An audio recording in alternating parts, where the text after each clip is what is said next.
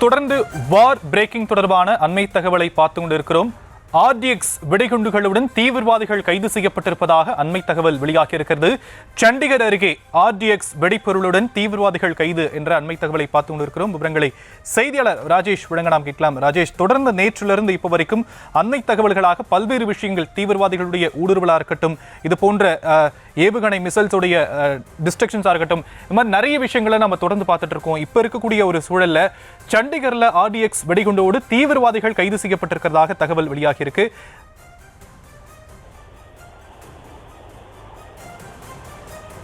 தொடர்ச்சியாக நேற்றிலிருந்து எல்லையை தாண்டி அவர்கள் உள்ளே ஊடுருவதற்கான முயற்சியிலே தொடர்ந்து பயங்கரவாதிகள் ஈடுபட்டுக் கொண்டுதான் இருக்கிறார்கள். அப்படிப்பட்ட ஒரு சூழ்நிலையாகத்தான், அப்படிப்பட்ட ஒரு முயற்சியாகத்தான் வெடிகுண்டுகளோடு அவர்கள் உள்ளே வருவதற்கான அந்த முயற்சியில ஈடுபட்டிருக்கிறார்கள் என்பதை பார்க்க முடிகின்றது. RDX என்று சொல்லக்கூடிய அந்த வெடிமருந்தோடு அவர்கள் உள்ளே வந்திருக்கிறார்கள். உள்ளே வந்து ஏதேனும் மக்கள் அதிகமாக கூடக்கூடிய, மக்கள் அதிகம் வசிக்கக்கூடிய பகுதிகளில் சென்று நாசகர செயல்களை ஏற்படுத்துவதற்கு முயற்சி செய்தவர்களுடைய அந்த சதித்திட்டம் என்பது முறியடிக்கப்பட்டிருப்பதாக இந்திய பாதுகாப்புத்துறை சார்பில் தகவலாக வெளியிடப்பட்டிருக்கிறது. 2 தீவிரவாதிகள் கைது செய்யப்பட்டிருக்கிறார்கள் என்பதுதான் தற்போது நமக்கு கிடைத்திருக்கக்கூடிய தகவலாக இருக்கின்றது. தொடர்ச்சியாக நேற்று முதலே இது போன்று ஊடுருவ முயற்சி செய்யக்கூடிய தீவிரவாதிகளை சுட்டு வீழ்த்துவதும், சிலரை உயிரோடு பிடிப்பதற்குமான முயற்சியிலே ராணுவ வீரர்கள் ஈடுபட்டு வருகின்றார்கள். பாகிஸ்தான் மீதான பதிலடி தாக்குதலை தொடர்ந்து அவர்கள் வெவ்வேறு வழிகளிலே இந்தியாவுக்குள் ஊடுருவவும், இந்தியாவில் குழப்பத்தை உருவாக்கவும் தொடர்ந்து முயற்சிகளை மேற்கொண்டு வருகிறார்கள். குறிப்பாக நம்முடைய எல்லையோர பகுதிகளாக இருக்கக்கூடிய பஞ்சாப், ராஜஸ்தான், அதே போல காஷ்மீர் உள்ளிட்ட அந்த பகுதிகளிலே அவர்கள் தொடர்ந்து இந்த முயற்சிகளை மேற்கொண்டு வருகிறார்கள். தரை வழியாக வருவதற்கும் கடற் வழியாக வருவதற்குமான அந்த முயற்சிகளில் ஈடுபட்டு வரக்கூடிய நிலையில அவற்றை முறியடிப்பதற்கான அந்த தீவிர பணிகளில் முப்படைகளும் ஈடுபட்டு வருகின்றார்கள். சொல்ல போனால் 3-4 நாட்களாக இரவு பகல் உறக்கம் இல்லாமல் அவர்கள் தொடர்ச்சியாக எல்லையிலே பாதுகாப்பு படை வீரர்கள் தொடர்ந்து தங்களுடைய கடமையை பணியாற்றி கொண்டிருக்கின்றார்கள்.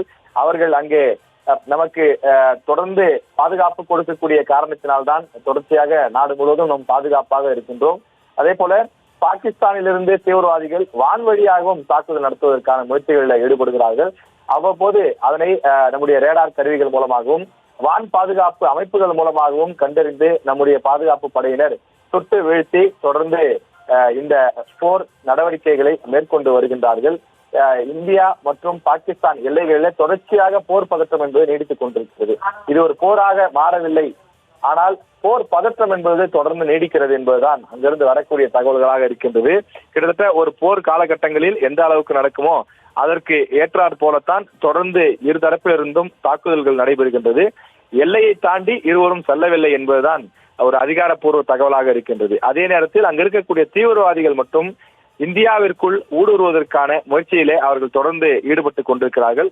பொதுவாக தீவிரவாதிகள் இது போன்ற நேரங்களிலே தங்களிடம் இருக்கக்கூடிய அதிக வெடிமருந்துகளை கொண்டு வந்து மக்கள் அதிகமாக கூடக்கூடிய பள்ளி, கல்லூரி, அதே போல பெரிய மால்கள் இது போன்ற இடங்களிலே அவர்கள் வைத்து அந்த கட்டிடத்தினுடைய அமைப்பை சீர்குலைப்பது மட்டுமில்லாமல் அங்க இருக்கக்கூடிய ஆயிரக்கணக்கான மக்களை குறிவைப்பதை நோக்கமாக கொண்டு செயல்படுவார்கள்.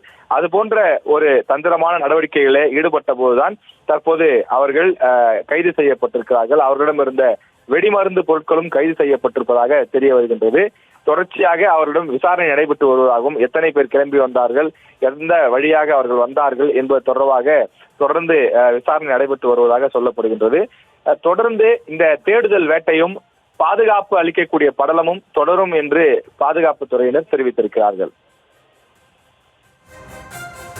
ராஜேஷ், நீங்க சொன்ன மாதிரியே இது போராக இல்லாம போர் பதற்றமான ஒரு சூழலை மட்டுமே ஏற்படுத்தி இருக்கக்கூடிய இந்த நிலையில நாம சினிமாக்களை மட்டும்தான் வந்து இந்த மாதிரி RDX போன்ற வெடிப்பொருட்களுடைய பெயர்களை கேள்விப்பட்டிருப்போம்.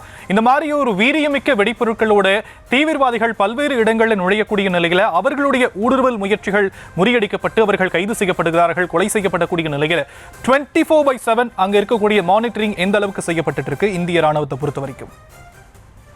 நிச்சயமாக இந்திய ராணுவத்தை பொறுத்தவரையிலே உலகின் மிக சிறந்த ராணுவ படைகளில் ஒன்றாக இந்திய ராணுவம் தொடர்ந்து உருமாறிக்கொண்டே இருக்கின்றது. அதற்கேற்ப தங்களை தகவமைத்துக் கொண்டிருக்கிறார்கள். என்னென்ன மாதிரியான அதிநவீன கருவிகள், போர் தந்திர யுக்திகள் பல வெளிநாடுகளிலே, வல்லரசு நாடுகளிலே பயன்படுத்தப்படுகின்றதோ அவற்றையெல்லாம் தொடர்ந்து இந்திய ராணுவத்தில் கொண்டு வந்து சேர்த்து வலிமை சேர்க்கக்கூடிய பணிகளிலும் தொடர்ச்சியாக பல ஆண்டுகளாக ஈடுபட்டு வருகிறார்கள். அவற்றையெல்லாம் தற்போது பயன்படுத்த வேண்டிய தேவை ஏற்பட்டிருக்கிறது. அதைத்தான் இந்திய ராணுவ படையினர் தற்போது செய்து வருகிறார்கள்.